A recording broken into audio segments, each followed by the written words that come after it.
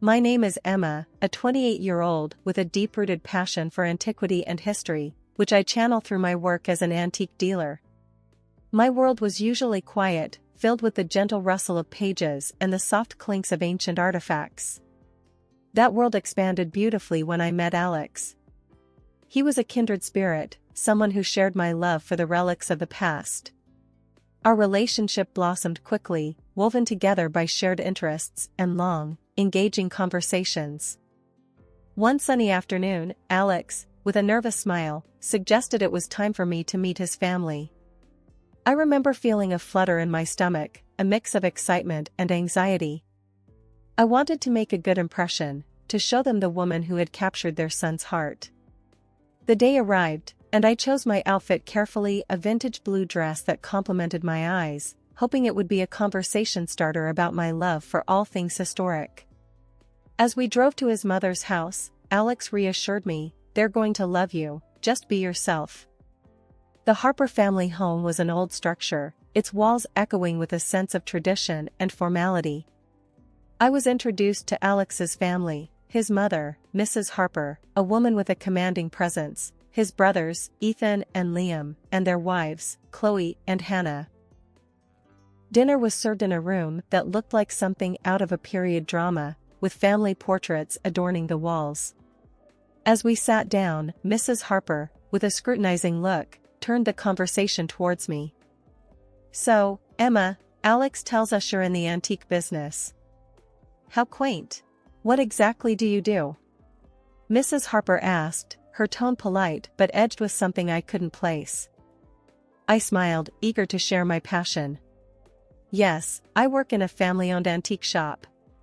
It's fascinating, really. We help preserve history, find homes for objects that have been part of someone's life." Mrs. Harper let out a loud laugh, one that didn't quite reach her eyes. "Preserving history, eh? Sounds to me more like you're a glorified junk dealer." The room fell into an awkward silence. Chloe and Hannah giggled subtly. I felt a flush of embarrassment creep up my cheeks. Alex, sitting beside me, stiffened. "Mom, Emma's work is important. She has a deep knowledge of history and art." Mrs. Harper waved her hand dismissively. "Oh, relax, Alex. I'm just making conversation." The dinner continued, with Mrs. Harper steering the conversation, often ignoring my attempts to join in. I felt like an outsider, struggling to find my place in this unfamiliar world. After dinner, while Alex was in another room, I found myself alone with Chloe and Hannah.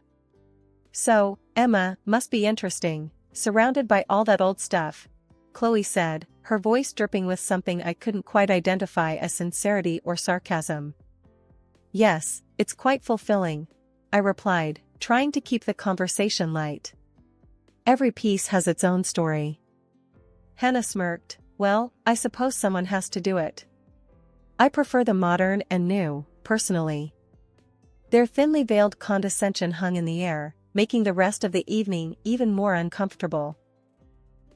That night, as I lay in bed, the echoes of the evening played in my mind. The laughter, the looks, the comments, they all pointed to a future where I might never quite fit in.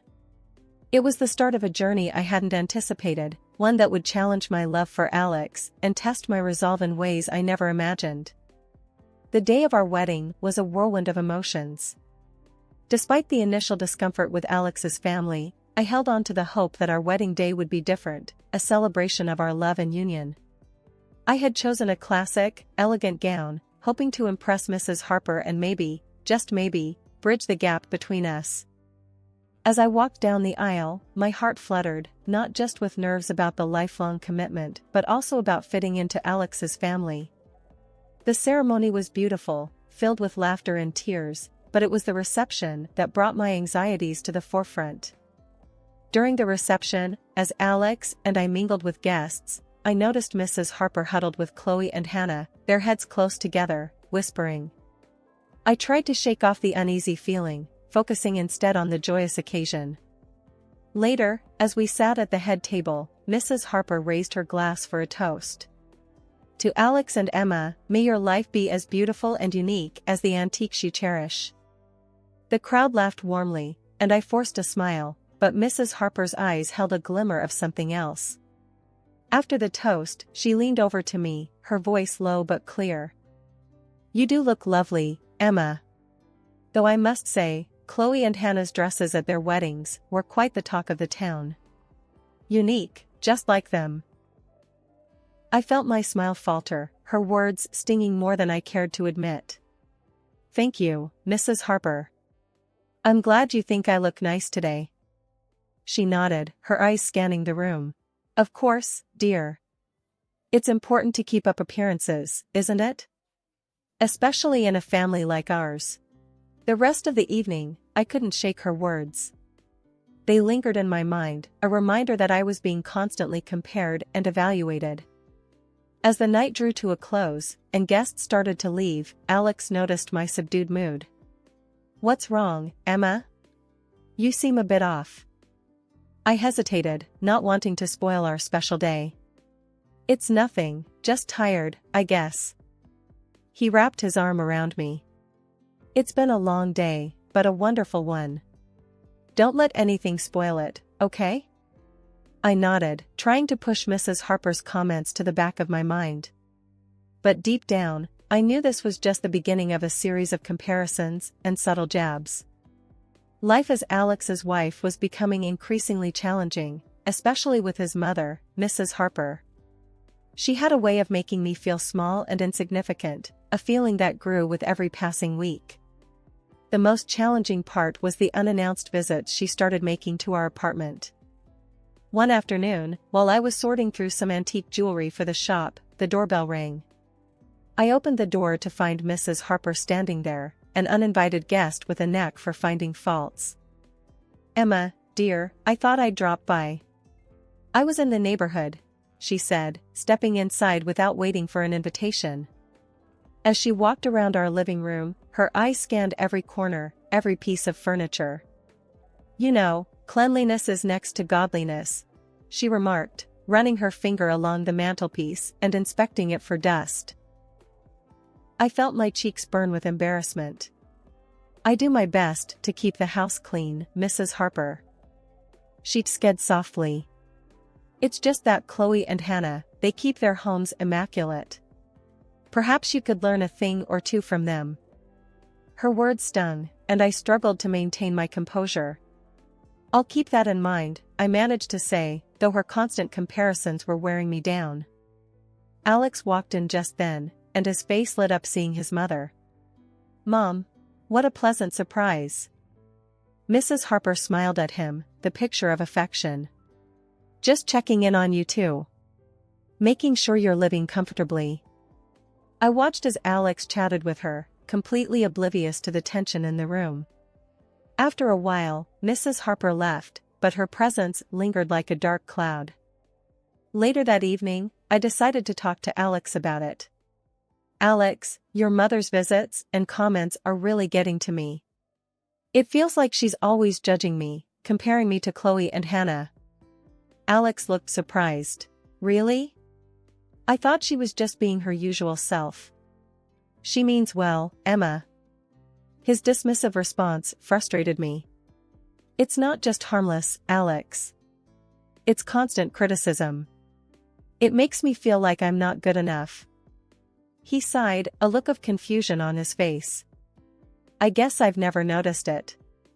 That's just how Mom is. She criticizes everyone. Don't take it personally. The unannounced visits continued, each one leaving me feeling more drained than the last. My confidence began to wane, and I found myself questioning my worth, my abilities, even my marriage. One particular visit from Mrs. Harper left me reeling. She had walked into our kitchen, inspecting it with a critical eye. Oh, Emma, these countertops are a mess. And look at this, are these last night's dishes?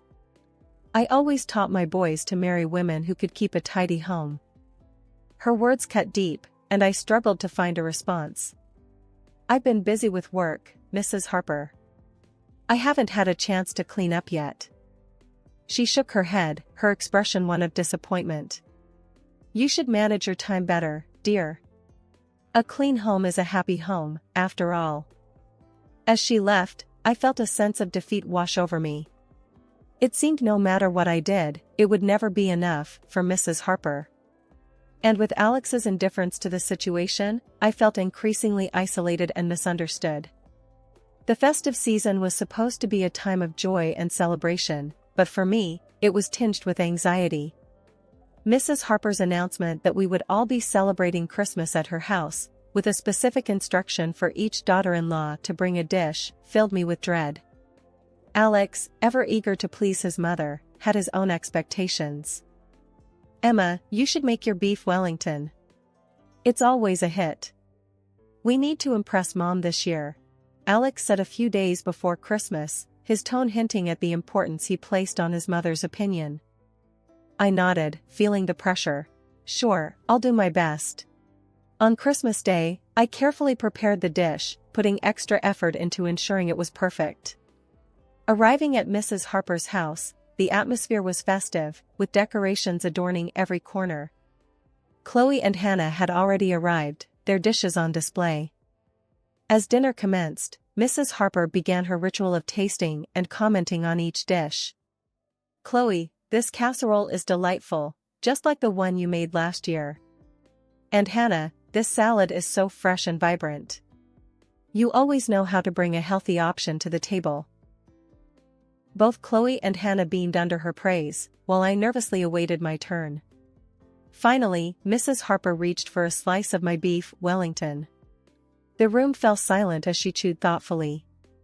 Then she made a face, pushing the plate away. This is bland, completely tasteless. Honestly, Emma, if you can't cook, you shouldn't bother trying. The room erupted in quiet giggles from Chloe and Hannah. I felt my face flush with embarrassment and hurt. Alex, who was seated next to me, said nothing, his eyes fixed on his plate. I tried to defend myself. I'm sorry you didn't like it, Mrs. Harper. I followed the recipe exactly. Mrs. Harper waved her hand dismissively. Well, next time leave the cooking to those who know how. This dish is more suited for the trash than a Christmas dinner. The rest of the evening passed in a blur.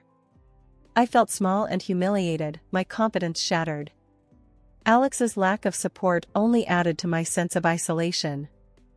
Later that night, back at our apartment, I confronted Alex. Why didn't you say anything when your mother insulted my cooking? You saw how upset I was. Alex sighed, a look of frustration crossing his face. Emma, that's just how Mom is. She doesn't mean any harm. You're taking this too seriously. Too seriously?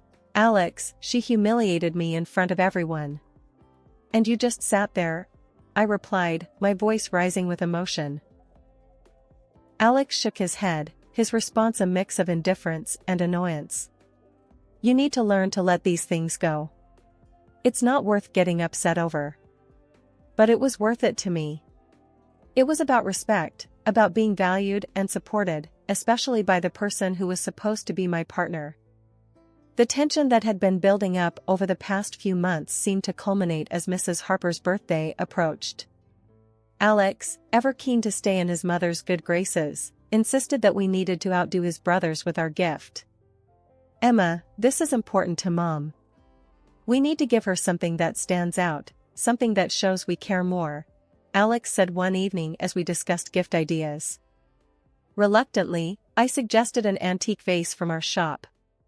It was exquisite, with a rich history that I thought would appeal to Mrs. Harper's taste. It's beautiful and unique, just like her, I said, trying to sound enthusiastic. Alex scrutinized the vase, his expression uncertain. All right, but remember, how Mom reacts is on you. His words stung, but I brushed them aside, hoping the vase would somehow bridge the gap between Mrs. Harper and me. On the day of the birthday celebration, we arrived at Mrs. Harper's house, the vase carefully wrapped. The atmosphere was lively, with family members exchanging pleasantries. Chloe and Hannah had already presented their gifts, both receiving warm approval from Mrs. Harper. Finally, it was our turn. I unwrapped the vase, presenting it to Mrs. Harper with a hopeful smile. "Happy birthday, Mrs. Harper. We thought this would be a perfect addition to your collection." Mrs. Harper's expression changed from anticipation to disbelief as she examined the vase. "This? You think this old piece of glass is a suitable gift?" Her voice was laced with contempt. I felt my heart sink. "It's an antique, Mrs. Harper. It has a lot of historical value." But before I could say more, Mrs. Harper's anger boiled over. With a look of disgust, she hurled the vase to the ground, shattering it into countless pieces. "I don't want this junk in my house. This is an insult." The room fell silent. I stood frozen, unable to believe what had just happened. Alex, who had been standing next to me, turned and said in a low voice, "You should leave, Emma. You've upset my mother enough." His words were like a final blow, stripping away any remaining hope I had of fitting into his family. Without a word, I turned and walked out of the house, the sound of the shattered vase echoing in my ears. Back at our apartment, I packed a few essentials, my mind racing with the events of the evening. I left the divorce papers on the kitchen table, a silent message to Alex that I could no longer endure this life. Later, when Alex called, his tone was incredulous. "Emma, you can't be serious. This is just a misunderstanding." But my decision was firm. "No, Alex. It's not a misunderstanding. It's the reality of how your family treats me, and how you let them. I can't live like this." Leaving Alex and the life I had tried to build with him was one of the hardest decisions I had ever made. But after the debacle at Mrs. Harper's birthday, I knew it was the only choice I had if I wanted to preserve my dignity and self-worth. I hadn't even finished unpacking in my new apartment when my phone rang. It was Mrs. Harper. "Emma, you never were a good match for my Alex.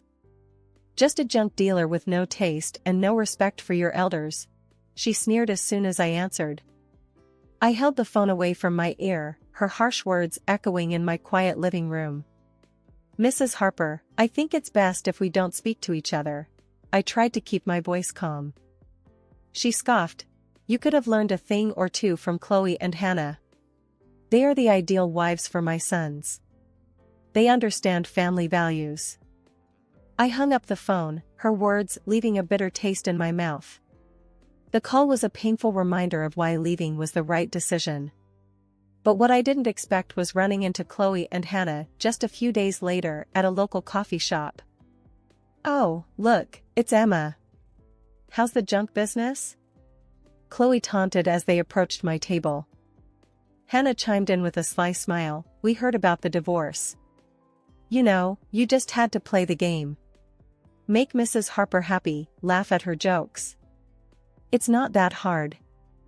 Their words stung, but I was no longer the woman who would take this silently. "I'm not like you two. I don't giggle and fawn over someone for personal gain. I have my integrity." Chloe laughed mockingly. "Integrity won't get you a nice inheritance." Hannah nodded in agreement. "Exactly. It's all about playing smart, Emma. You just didn't get it." I looked at them, two women who had surrendered their self-respect for material gains. "Enjoy your game then. I prefer to live a life where I don't have to lose myself for someone else's wealth." I left the coffee shop with a newfound sense of clarity. Their candid admission was shocking, but not surprising. It reaffirmed my belief that I had made the right decision. Though the road ahead was uncertain and possibly challenging, I knew that I had chosen a path that upheld my values and respect for myself. Months had passed since I left Alex, and life had settled into a new, peaceful rhythm. I was at my antique shop, engrossed in restoring a vintage clock, when I overheard a couple of regular customers gossiping. "Poor Mrs. Harper, all alone with her health failing. None of her family wants anything to do with her," one said. "Yes, I heard she's been complaining that her sons and their wives have abandoned her," added the other. Their words stirred a mix of emotions in me, but pity wasn't one of them. The next day, As I was sifting through some old letters in the shop, my phone rang. The caller ID showed Mrs. Harper's number. Taking a deep breath, I answered. Emma, it's me, Mrs. Harper. I'm ill, very ill. No one is here to help me, not even my own sons. Her voice was weak, quivering with a blend of desperation and self-pity. I'm sorry to hear that, Mrs. Harper, but why are you calling me? I'm no longer part of your family, I replied, my tone neutral. But you were once. You're the only one I can turn to now. My sons, their wives, they don't care. They insult me, ignore me, she said, her voice cracking. I couldn't help but let out a short laugh. Mrs. Harper, do you remember how you treated me? How you insulted and belittled me at every turn? There was a pause on the other end, and then she said, but I'm family. You have a duty to help me. No, Mrs. Harper. I had a duty to your son, which ended when our marriage did, I responded, my patience wearing thin. And let's not forget the antique vase you smashed at your birthday. That vase was worth thousands. Thousands that you owe me, I added. There was a sharp intake of breath from her end. That vase? That was just an old piece of glass. That old piece of glass was a valuable antique. You owe me $5,000 for it, I said firmly. Mrs. Harper was silent for a moment, and then I heard her coughing. $5,000? I don't have that kind of money. That's not my problem, Mrs. Harper. You should have thought about that before you destroyed it, I replied. The call ended shortly after, with Mrs. Harper's pleas turning into bitter mumbles. I hung up the phone, feeling a mixture of relief and sadness. Mrs. Harper was reaping the consequences of her actions, alienated by her own family due to her harsh and critical nature. Life after my divorce from Alex had settled into a peaceful routine, centered around the antique shop, which had become my sanctuary. I was content in my little world of timeless treasures until one autumn day brought an unexpected twist. While enjoying a quiet cup of coffee at a local cafe, I overheard a conversation between two patrons. Poor Mrs. Harper, one said. Her own children sent her to a nursing home against her will. Can you imagine? The irony of Mrs. Harper's situation wasn't lost on me. The woman who once wielded control over her family with sharp words and criticisms was now at the mercy of their decisions. A few days later, fate played its hand. As I walked down a bustling street, lost in thought about an upcoming auction, I bumped into someone. It was Alex. His face twisted into a look of contempt upon seeing me. Emma, the ungrateful, he sneered quietly, yet with venom in his voice. Taken aback by his bitterness, but not intimidated, I responded, ungrateful? That's a bit rich coming from you, Alex. What's that supposed to mean? He retorted, his voice rising. Realizing we were attracting attention, I decided it was time to set the record straight. Well, considering you and your brothers put your mother in a nursing home, refusing to care for her, you're hardly one to talk about gratitude. His face flushed with anger and embarrassment as passers-by began to take notice. That was a family decision. You have no right to judge. I have every right when you call me ungrateful, I shot back. Seems to me like you abandoned the woman who needed you most. Where's your gratitude and respect for her? Alex's expression faltered, a mix of shame and anger. He glanced around, noticing the curious and disapproving looks from the people around us. Without another word, he turned on his heel and hurried away, leaving me standing there, a mixture of relief and triumph washing over me. I continued my walk, the encounter leaving me with a sense of closure. The final chapter with Alex and his family had ended, not with a whimper, but with a revelation of their true colors. Later, as I sat in my cozy apartment, surrounded by relics of the past, I reflected on how much I had grown. The Emma who once sought approval and acceptance from Alex and his family was gone. In her place was a woman who knew her worth, who stood her ground, and who no longer tolerated disrespect.